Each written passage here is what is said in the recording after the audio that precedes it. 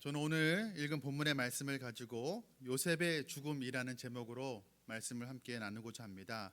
오늘 드디어 이제 창세기 마지막 장을 우리가 살펴보게 됩니다. 이 창세기 마지막 장, 특별히 오늘 읽은 마지막 부분에는 요셉의 죽음이 기록되어 있습니다.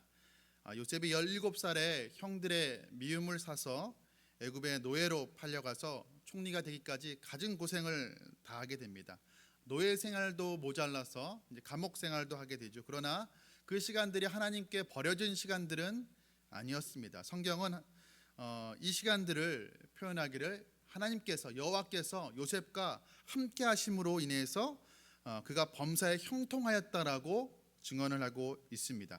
숱한 고난의 시간, 고통의 시간을 보낸 것은 틀림없었지만 그 시간에도 우리 하나님은 요셉과 함께 하셨습니다. 그가 결국 이 오랜 시간, 그 고통의 시간을 겪고 난 이후에 그가 하나님의 은혜로 마침내 30살에 애굽의 총리가 되게 됩니다. 그 이후로 하나님의 놀라운 섭리 가운데 애굽을 잘 다스리다가 80년의 세월이 어느덧 흐르게 됩니다. 그리고 이제 110세가 되었습니다. 우리가 오늘 읽은 본문의 말씀은 이 110세의 나이에 이제 요셉이 자신의 죽음을 예감을 하고 그 형제들과 자손들 그리고 이스라엘 백성들을 불러놓고 마지막으로 그들에게 남기는 유언과도 같은 말씀이 우리가 읽었던 본문의 말씀입니다. 유언이란 말은 글자 그대로 죽기 직전에 남기는 말입니다. 언제 숨이 넘어갈지 모르기 때문에 주저리 많은 말들을 할 수가 없겠죠. 가장 중요한 말, 죽기 전에 꼭 남겨야 될 말만 한두 문장으로 압축해서 남기는 것이 바로 유언이라고 할 수가 있습니다. 자기 인생을 돌아보건대 자기 인생을 압축해서 가장 짧은 문장으로 표현할 수 있는 말, 그러니까 인생의 엑기스를 담고 있는 말이 바로 유언이라고 할 수가 있습니다.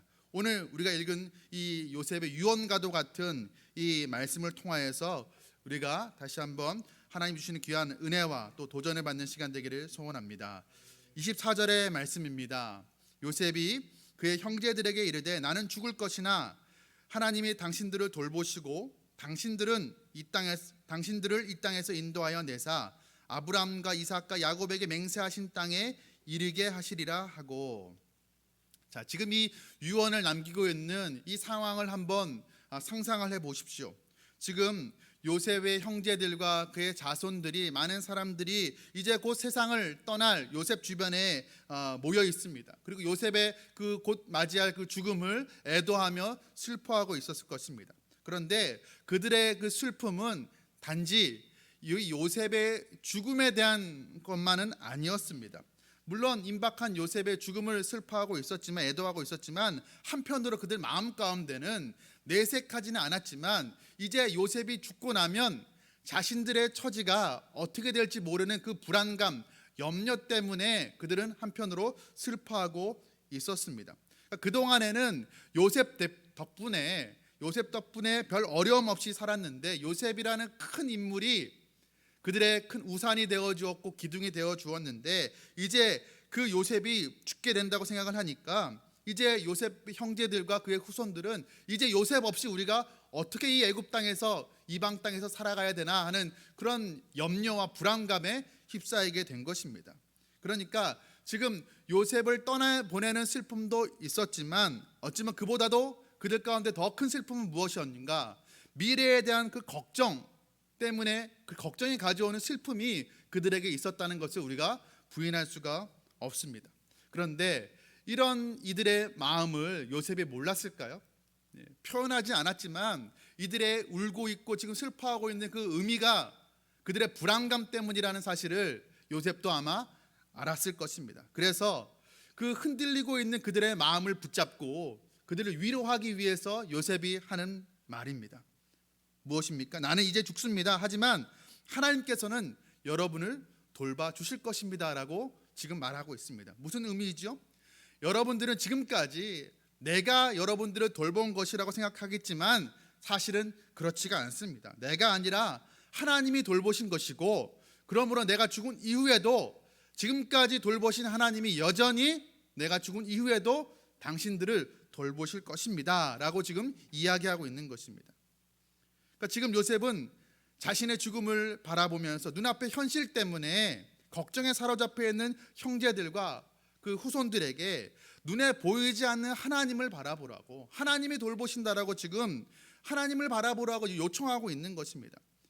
그러니까 걱정하고 있는 사람들의 그 시선을 요셉이 없는 이 땅의 현실에 아니라 하나님께 고정시키고 나서 하나님만 바라보라고, 하나님이 돌보신다라고 이야기하고 나서 그가 이어서 하는 말이 무엇이죠? 24절 하반부부터 25절까지의 말씀입니다.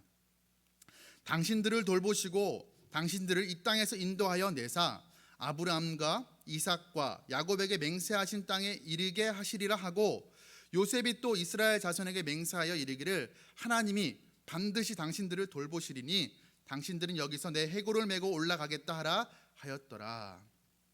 자, 요셉에게는 하나님의 때가 되면 하나님의 백성 이스라엘 백성들을 반드시 애굽 땅에서 인도하여 내실 것이라는 그 확신이 있었습니다. 그 요셉의 확신에 찬 이 말이 지금 하나님이 반드시 돌보시고 인도해 내신다는 이 말이 지금 하나님을 온전히 신뢰하고 있는 요셉의 그 믿음을 보여주고 있는 그런 표현인 것입니다. 그런데 이 유언 중에 이런 말이 있습니다. 당신들이 출애굽할 때, 그러니까 하나님이 때가 되면 당신들을 반드시 이 땅에서 인도해 낼 것인데, 그런데 그때가 되면 꼭 잊지 말 것은, 꼭 기억해야 될 것은 내가 죽고 난 이후에 내 시신을, 내 유고를 꼭 함께 가지고 나가달라고 요청을 하고 있습니다. 그러니까 내 앞에서 꼭 그러하겠다라고 맹세하라고 지금 이야기하고 있습니다. 그런데 이 유언을 가만히 보면 그의 아버지 야곱이 죽을 때 남겼던 유언과도 매우 비슷합니다. 47장 29절 하반부 30절 말씀입니다. 내가 내게 행하여 애굽에 나를 장사하지 아니하도록 하라. 내가 조상들과 함께 눕거든 너는 나를 애굽에서 메어다가 조상의 묘지에 장사하라. 야곱이 죽기 직전에 남긴 유언 무엇입니까? 나를 애굽 땅에 장사 지내지 말고 내 고향 땅, 조상들의 땅 가나안 땅에 나를 물어다라라고 요청을 하고 있습니다. 그리고 49장 29절에도 또 한 번 이렇게 이야기합니다. 그가 그들에게 명하여 이르되 내가 내 조상들에게로 돌아가리니 나를 햇사람 에브론의 밭에 있는 굴에 우리 선조와 함께 장사하라. 야곱이 애굽 땅에 내려와서 17년을 더 살게 됩니다. 그리고 나서 이제 죽으면서 유언을 남기는데 그 유언의 내용이라는 것이 자신의 시신을 애굽 땅에 묻지 말고 자신들의 선조들의 땅, 구체적으로 이야기하면 헤브론의 막벨라 굴에 묻어달라고 그렇게 요청을 하고 있습니다. 헤브론의 막벨라 굴이 어떤 곳입니까? 바로 그것은 아브라함이 아내 사라가 죽었을 때 그 사라를 장사하기 위해서 햇사람 에브론에게 구입한 땅이었습니다. 그 이후로 그 굴은, 막벨라 굴은 아브라함과 이삭과 리브가와 그리고 야곱의 아나 레아까지, 레아가 먼저 야곱보다 죽었죠. 그 레아까지 묻힌, 그러니까 그 조상들의 선영이었습니다. 애굽에 많은 좋은 매장지가 있었을 것이죠. 만약에 이 야곱이 애굽에서 죽고 장사 지낸다면 그 총리의 아버지였기 때문에 아마 뭐 바로왕만큼은 아닐지라도 아주 큰 좋은 피라미드에 아마 묻혔을 수도 있었을 것입니다. 그런데 지금 야곱은 굳이 자기 선조들이 묻혀 있는 가나안 땅, 그 가나안 땅에 아주 작고 초라한 그 굴에 자신을 매장해 달라고 그렇게 요청을 하고 있습니다. 왜 굳이 좋은 애굽의 매장지가 많음에도 불구하고 이 야곱은 죽으면서 자신의 시신을 가나안 땅에 묻어달라고 요청을 했던 것일까요? 단순히 그냥 고향을 그리워하는 마음 때문은 아니었습니다. 하나님께서 그의 조상 아브라함과 이삭에게 하신 그 약속 때문이었습니다. 하나님께서 그의 조상들에게, 그 야곱에게 하신 약속의 말씀이 무엇이었습니까? 내가 지시하는 그 땅에 거하라. 그리하면 내가 복을 주어서 이 모든 땅을 너와 내 자손에게 주리라는 그 약속의 말씀이었습니다. 그 약속을 야곱이 믿었기 때문이었습니다. 하나님이 거하라고, 거류하라고 명하신 땅이 어느 땅입니까? 바로 애굽 땅이 아니라 가나안 땅이었습니다. 비록 지금은 기근 때문에 어쩔 수 없이 잠시 애굽에 내려와서 살고 있지만 결국 자기와 자기의 후손들이 머물러야 될, 거류해야 될 땅은 하나님이 주시겠다고 약속하신 땅, 바로 가나안 땅이라는 사실을 그가 알았기 때문이었습니다.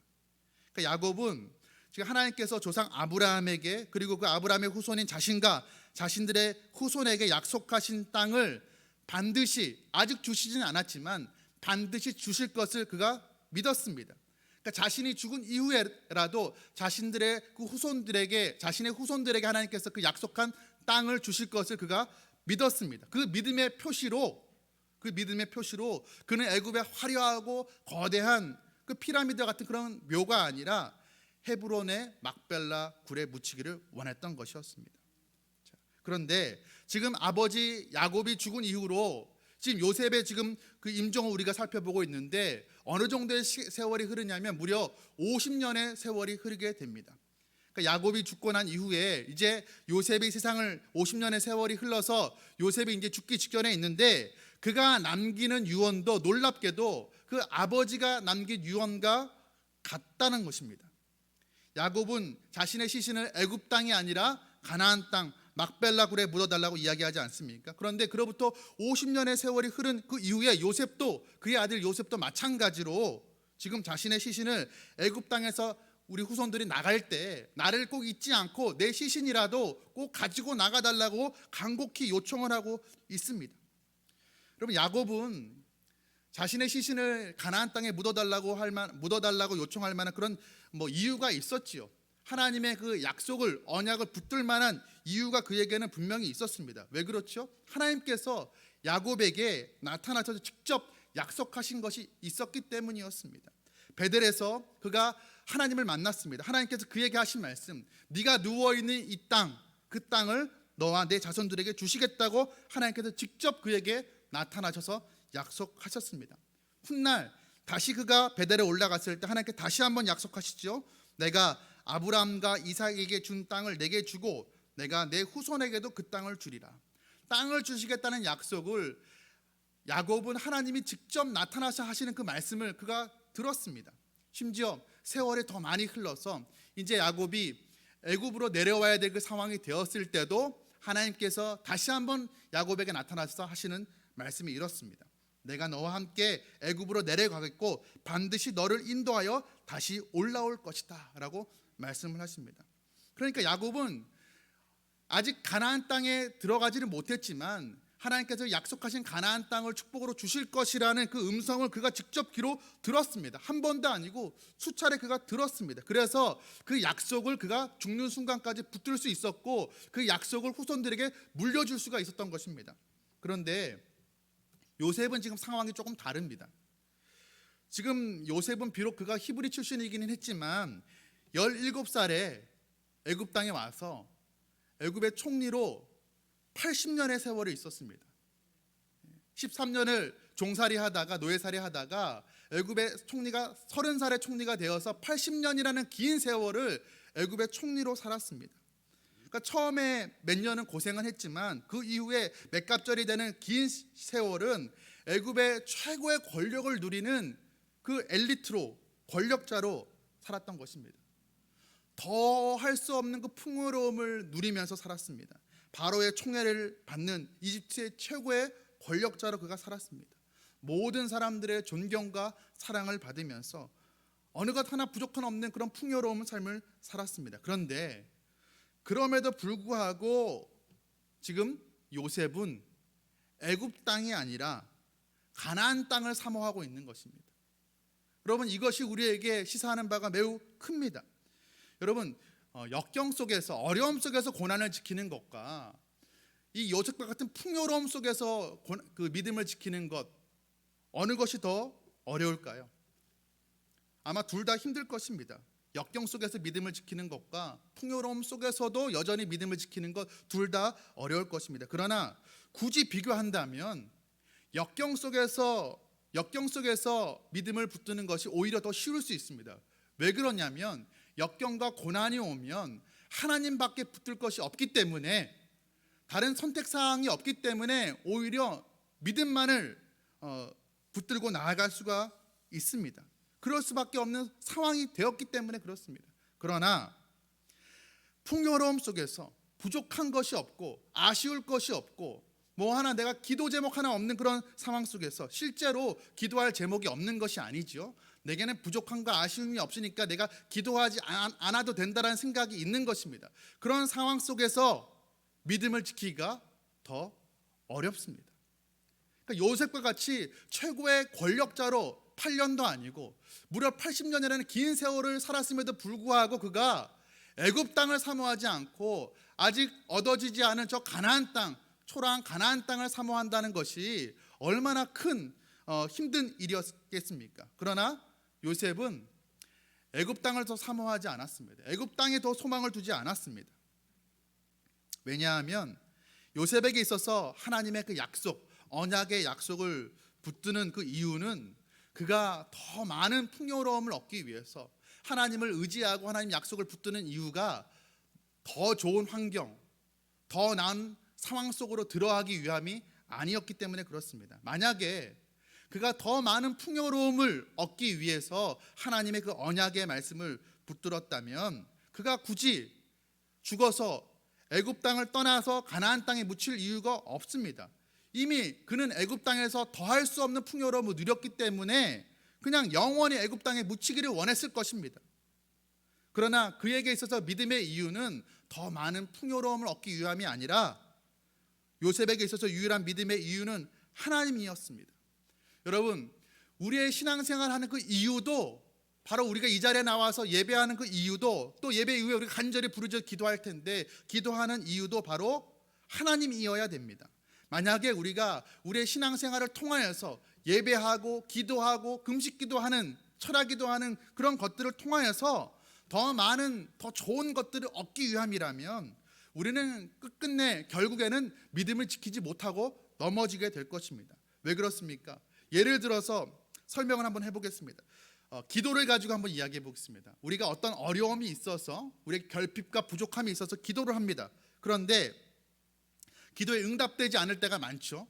그런데 그 부족함을 채우기 위해서 더한 풍요로움을 얻기 위해서 기도하다가 대부분의 경우에 그것이 응답되지 않을 때 우리가 보이는 모습은 무엇입니까? 실망합니다. 낙심하게 되죠. 낙심하게 되면 더 이상 기도할 이유를 찾지 못하게 됩니다. 그렇게 되면 낙심하게 되면 기도를 멈추게 됩니다. 반면에 우리가 어쩌다가 우리의 결핍과 부족함으로의 문제 해결을 위해서 기도하는데 그것이 하나님의 긍휼하심으로 응답되어집니다. 그러면 어떻게 되죠? 더해서 기도하게 되나요? 그렇지 않습니다. 역시나 마찬가지로 기도를 멈추게 됩니다. 왜 그렇죠? 이제는 기도할 이유가 사라졌기 때문에 그렇습니다. 내 문제가 해결되고 내 부족과 결핍이 채워지면 이미 응답받았기 때문에 문제가 해결됐기 때문에 더 이상 기도할 이유를 찾지 못하는 것입니다. 신앙의 이유가 내가 기도하는 이유가 하나님께서 더 좋은 것을 부어주시기 위함이라면 이렇습니다. 그러나 기도의 이유가 하나님이 된다면 다르게 되죠. 기도가 응답되어지든지 응답되어지지 않든지 간에 우리는 여전히 기도할 수가 있습니다. 기도의 이유가 더 풍요로움을 얻기 위함이 아니라 기도 가운데 하나님과 교제하고 하나님의 뜻을 분별하고 하나님의 뜻을 알면서도 순종하지 못하는 자신을 애통해하면서 하나님의 뜻대로 살게 해달라는 간청이기 때문에 계속 기도할 수가 있게 되는 것이죠. 여러분, 요셉의 위대함이 어디에 있습니까? 요셉의 위대함이라는 게 그가 노예로 팔려갔을 때 또 감옥에 갇혀 있을 때 그가 역경에 처했을 때 끝까지 하나님을 신뢰했다는데 그의 위대함이 있지 않습니다. 물론 노예로 팔려와서 총리가 되기까지 무려 13년의 세월입니다. 그 고난의 시간을 믿음으로 잘 견뎌낸 것 그것만으로도 참 귀감이 되고 귀한 일이라 할 수가 있습니다. 그러나 그보다 요셉의 진짜 위대한 다른 이유는 무엇이냐면 그가 애굽의 총리로 무려 80년이라는 그 긴 세월을 그 화려함과 풍요로움 속에서 무엇 하나 아쉬울 것 없는 기도하지 않아도 될 만한 그 상황 속에 처해 있었으면서도 불구하고 그가 하나님을 여전히 신뢰하고 기도했다는데 요셉의 위대함이 있습니다. 여러분, 요셉은 말 그대로 하늘에 나는 새도 떨어뜨릴 만한 그런 권세를 가진 그런 자였습니다. 그런 자가 교만하지 않고 여전히 하나님 앞에 겸손함으로 엎드리고 여전히 애굽의 소망을 두지 아니요 저 가나안 땅에 아직 들어가지 않은 그 가나안 땅에 하나님이 약속하신 그 땅에 소망을 두고 살아갔다는데 바로 이 요셉의 위대함이 있습니다. 여러분, 이 요셉이 어떻게 애굽의 그 모든 화려함을 80년이라는 세월 동안 누리면서도 애굽에 소망 두지 않고, 눈앞에 보이는 그 화려함에 소망 두지 않고, 보이지 않는 장차 오게 될, 그러나 아직 손에 잡히지 않는, 보이지 않는 그 가나안 땅에 대한 그 약속을 그가 붙들고 살아갈 수가 있었을까요? 어떻게 이것이 가능했을까요? 바로 그 이유는 요셉이 역경 속에서도 또 풍요로움 속에서도 흔들리지 않고 끝까지 하나님이 자신의 조상들에게 하신 그 약속, 가나안 땅에 대한 축복에 대한 그 약속의 소망을 붙들 수 있었던 이유는 그가 그의 아버지로부터 그 언약에 대한 소망을 물려받았기 때문이었습니다. 여러분, 한번 이런 장면을 상상해 보십시오. 아브라함이 아들 이삭을 데리고 나가서, 밖으로 데리고 나가서 저 하나님이 약속하신 가나안 땅이 보이는 언덕에 서서 아들에게 이렇게 이야기합니다. 이삭아, 아들아, 잘 봐라. 저 땅 우리 땅이다. 우리 땅이 될 땅이다. 하나님이 우리에게 주시겠다고 약속하신 땅이다. 하나님께서 그 약속하신 땅에 우리의 자손들이 하늘의 별과 같이, 바다의 모래같이 많게 될 거야. 아마 아브라함이 아들 이삭을 불러놓고 그렇게 이야기하지 않았을까요? 그리고 그 똑같은 이야기를 이삭은 또 야곱에게, 또 야곱은 어린 요셉에게 했을 것입니다. 요셉아, 하나님께서 너 증조 할아버지 그 아브라함에게 하신 말씀이 있어. 너의 할아버지 야곱에게, 그리고 내게 약속하신 것이 있단다. 하나님께서 저 가나안 땅을 우리에게 주실 것이라고 약속하셨어. 우리는 거대한 민족이 될 거야. 우리는 하나님으로부터 복받는 민족이 될 거야. 그리고 우리는 그 복을 다른 사람들에게 나눠주는 사람이 되어야만 해. 아마 요셉은 이런 이야기를 어릴 때부터 듣고 자랐을 것입니다. 성경에는 기록되어 있지 않지만 우리가 충분히 상상해 볼 수 있는 그런 장면입니다. 여러분, 야곱이 요셉에게 남겨진 믿음의 유산이 무엇입니까? 하나님의 언약을 소망하는 그 믿음을 야곱은 요셉에게 물려주었습니다. 그 믿음 보여주기 위해서 가나안 땅 그 막벨라 굴에 자신의 시신을 묻어달라고 그가 요청을 했던 것입니다.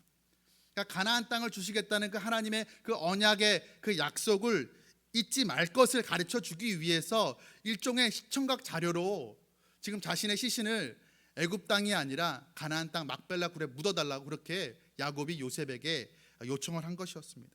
그러니까 야곱의 장례식은 단순한 장례식이 아니었습니다. 하나님의 약속을 믿는 그 믿음의 사람이 믿음으로 하나님이 약속하신 그 땅을 차지하겠다는 믿음의 선포를 보여주는 의식이었습니다. 그리고 그 믿음이 요셉에게 그대로 전수되어서 요셉도 50년의 세월이 흘렀지만 그 아버지의 가르침을 마음속에 깊이 기억하고 그가 마지막으로 세상을 떠나기 전에 그도 역시 동일한 고백을 하고 있는 것입니다.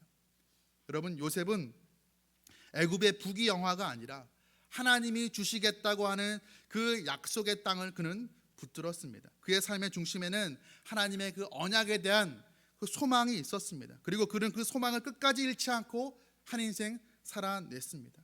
여러분, 우리의 삶의 중심에도 이 하나님의 언약에 대한, 하나님의 약속에 대한 소망이 있기를 간절히 소원합니다. 이것이 없으면 우리는 결국 세상을 따라갈 수밖에 없습니다. 이생의 자랑, 안목의 자랑, 육신의 정욕을 따라가며 살아갈 수밖에 없는 우리 인생입니다. 요셉의 유언은 이렇게 요셉이 아브라함으로부터 내려오는 그 약속의 땅 가나안 땅을 향한 소망을 그가 품고 살았음을 잘 보여주고 있습니다. 그는 눈앞에 그 애굽의 화려함보다 하나님의 그 약속, 아직 이루어지지 않았지만 장차 반드시 이루어질 그 약속, 가나안 땅을 얻게 될 것이라는 그 약속을 그가 붙들며 살았습니다. 그런데 이 요셉의 의미에는, 요셉의 그 유언에는 또 하나의 다른 의미가 담겨 있습니다. 그것이 무엇이냐면, 요셉은 지금 이 유언을 듣고 있는 그의 형제들, 자손들, 많은 이스라엘 백성들에게 자신과 동일하게 하나님의 그 약속, 언약을 붙들 것을 지금 요청하고 있습니다. 그러니까 자신이 죽는 이 호흡이 닿는 그 순간까지 붙들었던 그 언약에 대한 소망을 이제는 자신의 형제들과 그 후손들에게 지금 물려주고 있는 그 의미가 이 유언에 담겨 있다는 것입니다. 요셉은 자신만 하나님의 그 약속에 대한 소망을 품었던 것이 아니었습니다. 다음 세대들에게 그 언약을 지금 계승해 주고 있습니다. 그가 하는 고백입니다. 나는 이제 죽습니다. 하지만 하나님께서는 여러분들을 돌봐주실 것이고 하나님께서는 반드시 여러분들을 이 땅에서 인도해 낼 것입니다. 하나님께서는 아브라함과 이삭과 야곱에게 약속하셨던 땅으로 여러분을 반드시 인도해 낼 것입니다. 여러분, 지금 후손들에게, 다음 세대들에게 하나님의 그 약속을 붙들라고 간곡히 요청하고 있습니다. 요셉이 죽고 나서 요셉의 그 말대로 이 땅에서 하나님이 인도해 내실 때까지, 그러니까 애굽 땅에서 출애굽하게 하실 때까지 무려 400년의 시간이 흐르게 됩니다. 그런데 하나님께서 이 400년의 시간에 대해서 미리 언급하신 그 부분이 있습니다. 바로 창세기 15장 13절 또 16절 3방절의 말씀입니다. 이렇게 기록되어 있습니다. 여호와께서 아브라함에게 이르시되 너는 반드시 알라. 내 자손이 이방에서 객이 되어 그들을 섬기겠고 그들을 400년 동안 내 자손을 괴롭히리니 내 자손은 4대 만에 이 땅으로 돌아오리니. 이 말씀은 하나님께서 아브라함과 언약을 세우실 때 하셨던 말씀이었습니다. 그러니까 네 자손으로 큰 민족을 이루게 하시겠다고 약속을 하시면서, 그러나 네 민족이, 큰 그 민족이 400년 동안, 그러니까 4대 동안 이방 땅에서 객이 될 것이라고 하나님께서는 미리 말씀을 하십니다. 아브라함에게 이미 하신 말씀이었습니다. 여러분, 무슨 축복의 말씀이 이렇습니까? 믿음이 부족하면 400년 동안 4대 동안에 이방에서 고생한다는 이야기만 들릴 것입니다. 그러나 믿음이 있으면 네 자손이 4대 동안 400년 동안 이방에서 객이 되지만 반드시 하나님께서 다시 이끌어낼 것이다, 인도해 낼 것이다는 말씀이 들리게 됩니다. 여러분, 이 말씀은 하나님께서 아브라함에게 하신 말씀이었지만 성령의 지혜로 충만했던 요셉도 아마 이 사실을 알고 있었을 것입니다. 그래서 이제 자신이 죽고 나면 400년 동안의 애굽에서 이제 고생하게 될 그 자신의 형제들, 후손들에게 그가 하는 말입니다. 여러분, 내가 죽고 나면 4대 동안 400년 동안 고통이 이어질 것이지만 낙심하지 마십시오. 하나님이 반드시 여러분을 다시 찾아올 것이며 하나님의 약속대로 반드시 당신들을 인도해 낼 것입니다. 그리고 약속의 땅으로 다시 데리고 가실 것입니다. 그러므로 갈 때, 여러분이 출애굽할 때 내 뼈를 6월이라도 좀 가지고 나가십시오. 그렇게 지금 이야기하고 있는 것입니다. 그러니까 지금 이 요셉은 죽음의 자리에서, 요셉은 아직 그가 만나지 않은 그 후대의 자손들, 다음 세대들에게 지금 앞으로 일어날 일에 대해서 낙심하지 말라고 격려하는 지금 메시지를 어떻게 보면 설교를 하고 있는 것입니다. 여러분, 당신들 고난을 당하게 될 것입니다. 그 고난을 당할 때 아마도 여러분들 고난이 너무 힘들어서 이 고통이 영원히 끝날 것 같지가 않다고, 내가 하나님을 믿는 게 무슨 소용이 있냐라고 그렇게 낙심할지도 모릅니다. 그러나 그때가 오면 여러분 반드시 기억하십시오. 하나님은 반드시 여러분을 찾아올 겁니다. 그리고 당신들을 인도해 낼 것입니다. 그리고 반드시 약속하신 언약의 땅으로 인도하실 것입니다. 그렇게 지금 이야기하고 있습니다. 여러분, 이 말씀은 단순히 요셉이 자신의 후손들에게만 하는 말씀이 아니라 오늘 우리에게도 주시는 말씀입니다. 여러분, 지금 요셉이 무슨 말하고 있는 것이죠? 400년 동안 애굽에서 종살이할 지금 그 긴 고통의 시간을 보내야 될 자신의 후손들에게 지금 격려하고 있는 것입니다. 어떻게 격려하고 있습니까? 하나님이 약속하신 땅으로 반드시 이끌어낼 것이라는 그 언약에 대한 소망을 물려줌으로 낙심하지 말 것을 지금 격려하고 있습니다. 실제로 여러분, 400년이 지난 이후에 이스라엘 백성들이 하나님의 인도하심으로 출애굽할 때 모세가 그 출애굽의 여정을 이끌어가지 않습니까? 근데 그 모세가 출애굽할 때 한 일이 있습니다. 출애굽기 13장 19절의 말씀입니다. 모세가 요셉의 유고를 가졌으니 이는 요셉이 이스라엘 자손으로 단단히 맹세하게 하여 이르기를 하나님이 반드시 너희를 찾아오시리니 너희는 내 유고를 여기서 가지고 나가라 하였음이더라. 400년 동안 이스라엘 백성들은 그 요셉이 남겼던 그 유언을 잊지 않고 있었습니다. 그것이 그들이 그 고난 속에서도, 고통 속에서도 하나님을 향한 믿음을 저버리지 않을 수 있었던 이유가 되었던 것입니다. 마침내 이 요셉의 유언대로 모세는 출애굽할 때 요셉의 유고를 가지고 나가게 되고, 더 시간이 흘러서 여호수아 때에 이스라엘 백성들이 가나안 땅에 들어간 이후에 요셉의 뼈를 세겜 땅에 묻었다라는 말씀이 여호수아서에 기록되어 있습니다. 여러분, 요셉은 하나님의 언약에 대한 소망을 붙들었고 또 그 소망을 400년의 고통의 시간을 보낼 다음 세대들에게 물려주었습니다. 하나님은 고통 가운데 우리를 찾아올 것이라고, 우리를 반드시 약속의 땅으로, 언약의 땅으로 인도해 낼 것이라고 자신의 죽음 앞에서도 하나님의 백성들을 향하여서 하나님을 향한 소망을 품게 해주었던 요셉이었습니다. 여러분, 우리는 우리의 자손들에게, 우리의 자녀들에게, 우리 다음 세대들에게 무엇을 전해줄 것입니까? 이 땅에서의 화려함, 애굽 땅의 화려함, 풍족함이 아니어야 됩니다. 요셉은 비록 80년 동안 애굽의 최고의 권력의 자리, 풍요로움을 누렸지만 그것 자손들에게 물려주려고 하지 않았습니다. 나는 죽을 것입니다. 그러나 하나님이 돌보실 것입니다. 이야기합니다. 이 땅이 문제가 아니라 이 땅의 문제를 뛰어넘는 하나님을 바라보는 시선을 가지라고 자손들에게 그렇게 요청하였습니다. 하나님 반드시 고통의 시간을 뚫고 임하여서 약속하신 땅으로 우리를 인도해 낼 것이다. 그렇게 이야기했습니다. 이 세상 다른 어떤 것으로 소망 삼지 말고 하나님과 하나님이 하신 그 약속만을 소망으로 삼으라고 그렇게 이야기합니다. 여러분, 우리도 이것을 우리 자손들에게 물려주기를 간절히 소원합니다. 어떻게 이것이 가능합니까? 우리가 먼저 자녀들을 향해서 이 땅의 문제가 아니라 문제를 뛰어넘는 하나님께 시선을 고정하라고 이야기하기 이전에 우리가 먼저 하나님을 바라봐야 됩니다. 우리의 시선을 하나님께 우리가 먼저 고정해야 됩니다.